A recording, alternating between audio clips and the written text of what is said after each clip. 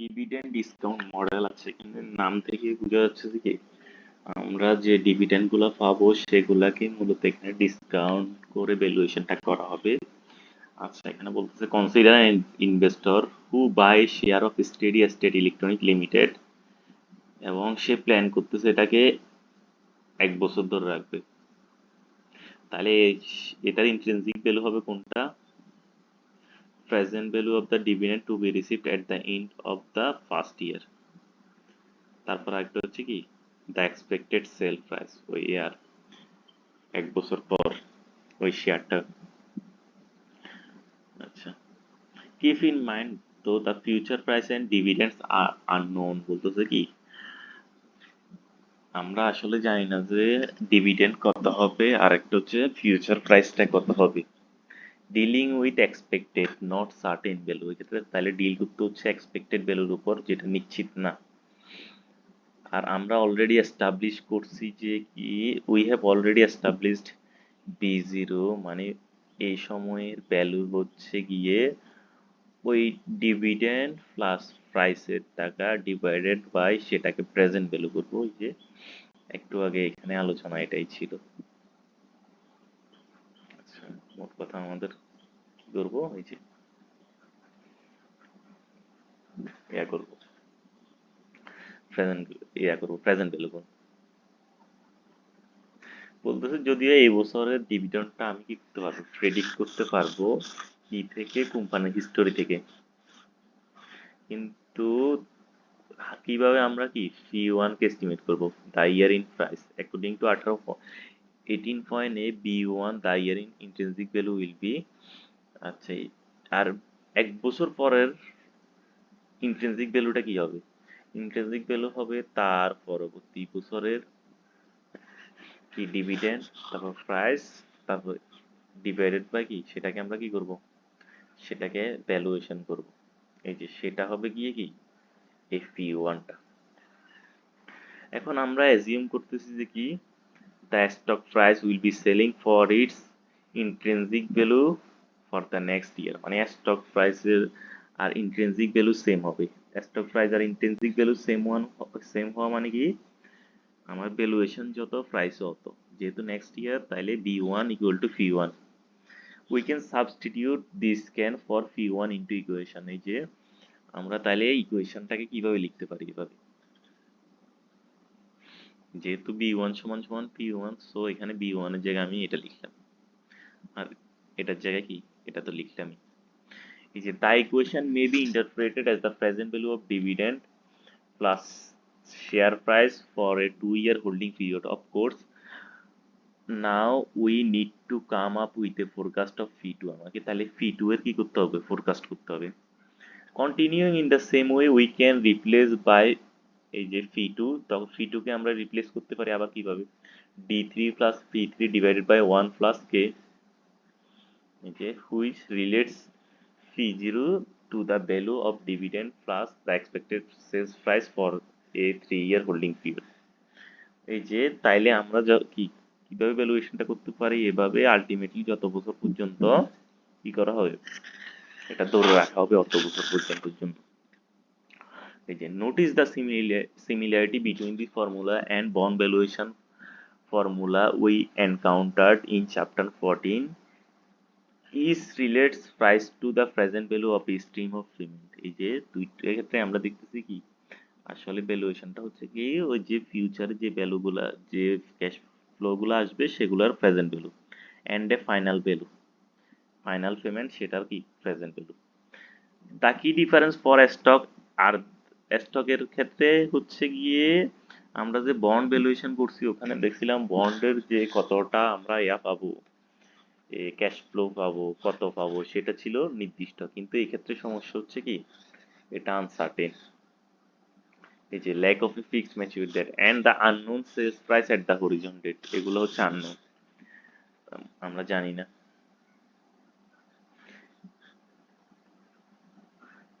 এই জন্য বলছি indeed one can continue to substitute for price indefinitely to conclude. Suppose আমাদের এরকম কি হইলো, যেহেতু এটা ইনডিফিনিটলি, এই যে এটা হচ্ছে state that stock price should equal the present value of all expected dividend into perpetuity. This formula is called the dividend discount model of stock prices. এই যে আমরা ডিভিডেন্ড গুলাকে কি করতেছি, ডিসকাউন্ট করতেছি, এটাকে বলতেছে dividend discount model of stock prices. It is tempting but incorrect to interpret equation 18.30 as saying that DDM focuses exclusively on dividend and ignore capital gain as a motive for investing in a stock। আচ্ছা, বলতেছে dividend discount model focus করে কিসের উপর, ডিভিডেন্ডের উপর, capital গেইনের উপর না। Indeed, we assume explicitly in equation 18.1 that capital gain are a part of the stock value। বলতেছি যে আমরা যে ক্যাপিটাল গেইনটা যদিও কি করতেছি না, ইগনোর করতেছি, তবে সেটা আবার আমার কিসের, স্টকের যে ফাইনাল প্রাইস হয় সেটার মধ্যে তো অন্তর্ভুক্ত হয়ে যায়।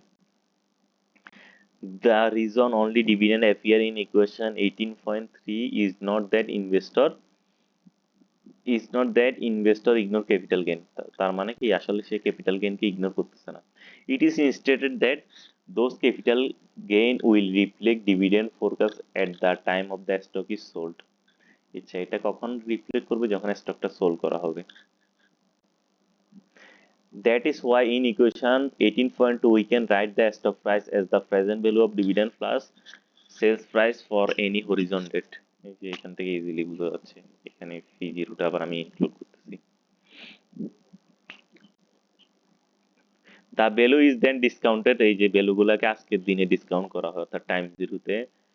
এই যে তারপরে কি স্টক প্রাইস ডিটারমাইন করা হয় ultimately by the cash flow accruing to share holder and those are dividend. এবার হচ্ছে কনস্ট্যান্ট গ্রোথ ডিডিএম। বলতেছে 18.3 যে আমরা কি ইকুয়েশনটা দিছি এটা ইউজফুল নয়, বিকজ এটাতেও আমাকে কি করতে হবে, ডিভিডেন্ডটা ফোরকাস্ট করতে হবে for every year into the indefinite ফিউচারের জন্য। এই জন্য ডিডিএম কে প্র্যাকটিক্যাল করতে হলে আমরা কিছু অ্যাজাম্পশন নিতে হবে। আর একটা ইউজফুল assumption হচ্ছে যে কি, to assume that dividend are trending upward at a stable growth rate.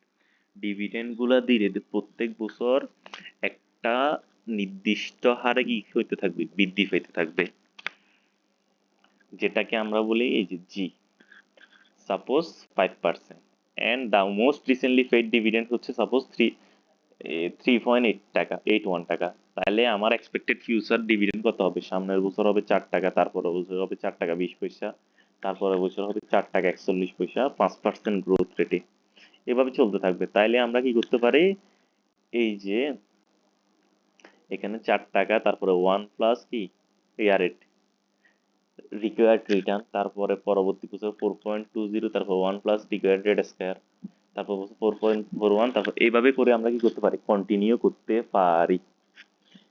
তবে দ্য ইকুয়েশনটাকে সিম্পলিফাই করে কি করা হয়, ইকুয়েশনটাকে আমরা সিম্পলিফাই করলে যে ইনডিফিনিট সময়ের জন্য করতে গেলে ইকুয়েশনটা পাই এরকম, ডি জিরো বা D one divided by K minus G. If the market capitalization for a steady rate is 12 month, the intrinsic value of a share of a steady rate stock is, আচ্ছা এই যে এটা, এই যে equation 18 point is, এই যে এটাকে বলতেছে, এই ইকুয়েশনটা কিভাবে আসতেছে আমরা পরে দেখতেছি। এটাকে বলতেছে কনস্ট্যান্ট গ্রোথ ডিডিএম, or আবার এটাকে বলে Gordon model. It should remind you of the formula for the present value of a perpetuity। বলতেছে এটা হচ্ছে প্রেজেন্ট ভ্যালু অফ পারপেচুইটির ফর্মুলার মতো। If dividend were expected not to grow, যদি ডিভিডেন্ডটা গ্রো না হয় তাহলে আমরা তো এটা অ্যাড করতেছি না, তাহলে এটা পারপেচুইটির সূত্রটাই হয়ে গেছে। এই যে এটা প্রেফার্ড স্টক, যেটা তো কি আর গ্রো হয় না, সো সেটা পারপেচুইটির ভ্যালু নির্ণয় করি, তাহলে বের হচ্ছে 25। আচ্ছা, এখন আমরা যে ইয়াটা পাচ্ছি, এই যে এই জিনিসটা এটা দেখি। সাপোজ এই যে প্রুফ দেয়া হয়েছে, এই যে এটা তো আমরা প্রথমে বসাইলাম, মানে ভ্যালুটা কিভাবে নির্ণয় করি সেটা। এখন উভয় পাশে যদি আমি 1 প্লাস কে গুণ করে দিই, 1 plus k divided by 1 plus g, এ পাশেও করি এ পাশেও করি, তাহলে এটার সাথে 1 plus k divided by 1 plus g সবগুলোর সাথে, যে এটার সাথে 1 plus k divide by 1 plus g, এটার সাথে 1 plus k divide by 1 plus g, এটা করলাম, এটা হয়ে যাবে। তাইলে আমি যখন গুণ করে দিব তাহলে এই পাশে পাবো এটা আর এই পাশে পাবো এটা। এটা খাতায় করে দেখতে পারেন, আমি করে দেখছিলাম। তারপর এটা থেকে আমি যখন এই জিনিস এটা মাইনাস করব তখন আমি পাবো কি, মোট কথা আমার এই ইকুয়েশন থেকে এই ইকুয়েশন মাইনাস করলে আমি পাবো কি, d1 divided by 1 plus g. আর এটা দ্বারা বোঝাচ্ছে যে কি, এই যে এটা 1 k minus g into value divide by 1 plus g. So আমার শেষ পর্যন্ত আসলে ইকুয়েশনটা দাঁড়াচ্ছে কি, d1 divided by K minus g. এই যে এখানে একটা প্রতিষ্ঠানের ভ্যালুয়েশন করে দেখানো হয়েছে, এটা দেখলেই বুঝবেন। The constant growth DDM is valid only when G is less than K. বলতেছে এটা এই ইয়াটা আমার কনস্ট্যান্ট গ্রোথ ডিভিডেন্ড ডিসকাউন্ট মডেলটা ভ্যালিড হবে যদি কি হয়, গ্রোথ রেট কে থেকে কম হয়। যদি গ্রোথ রেট যদি কে থেকে ফাস্টার হয় তাহলে তাহলে স্টকটার ভ্যালু হবে কি, ইনফিনিট। যদি কোনো কি জি যদি কে থেকে বেশি হয়, the growth rate must be unsustainable in the long run, তবে গ্রোথ রেটটা লং রানে সাস্টেনেবল হবে না।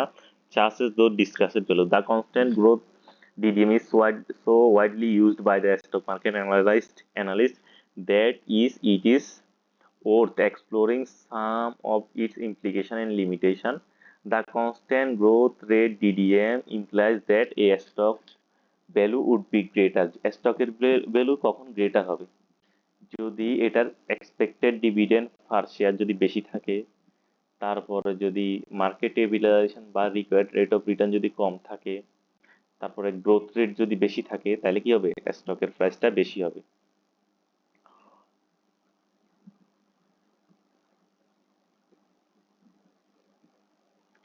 আরেকটা ইমপ্লিকেশন হচ্ছে constant growth model is that the stock price is expected to grow at the same rate at dividend, stock প্রাইসটা dividend যে হারে বৃদ্ধি পায় স্টক প্রাইসটাও কি সেই হারে বৃদ্ধি পাবে। To see this, suppose steady state stock is selling at is intrinsic value, যেটা হচ্ছে 57.14 টাকা। এই যে আমরা এখানে এই যে এই কোম্পানির সাপোজ স্টক গুলো 57 টাকা 14 পয়সায় বিক্রি হচ্ছে, তার মানে আমার কি হবে, 57 টাকা 14 পয়সা মানে কি, ভ্যালু যত প্রাইস যত, তার মানে আমার এ পাশে যত টাকা এ পাশ দ্বারাও আমার সেম ভ্যালুটাই বের হবে।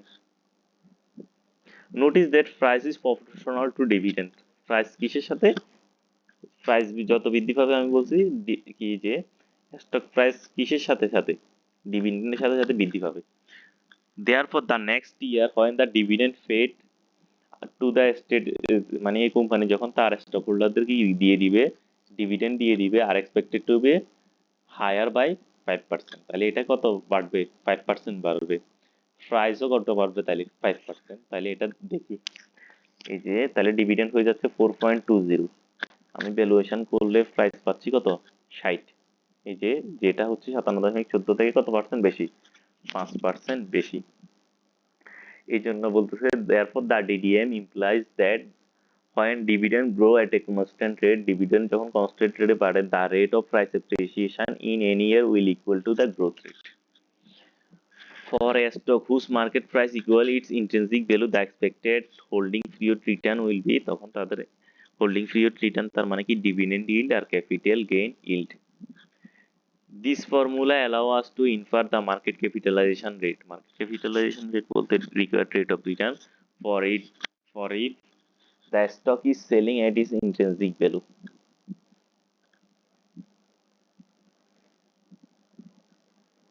আচ্ছা, যখন এয়ার রেটে বিক্রি হবে তখন আমরা আবার এটা থেকে কিও নির্ণয় করতে পারবো, ওই capitalisation রেটটাও, by observing the dividend yield d1 by p0 and estimating the growth rate of dividend, we can compute k, এই যে আমরা এগুলো এস্টিমেট করে কি করতে পারবো, required rate of return estimate করতে পারবো। এই যে এই জিনিসটা এখানে দেখাইছে, সাপোজ দ্য স্টক প্রাইস বলতেছে যে কি, suppose the steady state electronic wins a major contract for its new computer chip. নতুন কম্পিউটার চিপের একটা কি পাইছে, কন্ট্রাক্ট পাইছে। দ্য ভেরি প্রফিটেবল কন্ট্রাক্ট এর ফলে তাহলে তাদের কি হবে, ডিভিডেন্ডের গ্রোথ রেট বেড়ে কত হয়ে গেল, 5% থেকে 6%, without reducing the current dividend from the projected value 4। এবং বর্তমানে যে ডিভিডেন্ড দিচ্ছে সেটাই দিচ্ছে 4 টাকা করে। তাহলে স্টক প্রাইসের কি হবে, what will happen to future expected rate of return, তারপর কি হবে। তাহলে এখন আমি স্টক প্রাইস বের হচ্ছে 66.67 টাকা। Investors who are holding the stock when the good news about their contract is announced will receive a substantial windfall. On the other hand, at the new price, the expected rate of return on the stock is 12%, just as it was before the new contract announced. তাহলে এখানে আমার কত return কত হচ্ছে, নতুন air ফলেও return হচ্ছে 12%। This makes sense, বলতেছে once the news about the contract is reflected in the stock price, the expected rate of return will be consistent with the risks of the stock before, because the risk has not changed, neither should the expected rate of return. মানে হচ্ছে এই যে good news আছে, এটা নিউজের ইফেক্টটা stock প্রাইসে কি করছে, রিফ্লেক্ট করছে খুব তাড়াতাড়ি, এর ফলে কি স্টক প্রাইসটাও বৃদ্ধি পাই গেছে।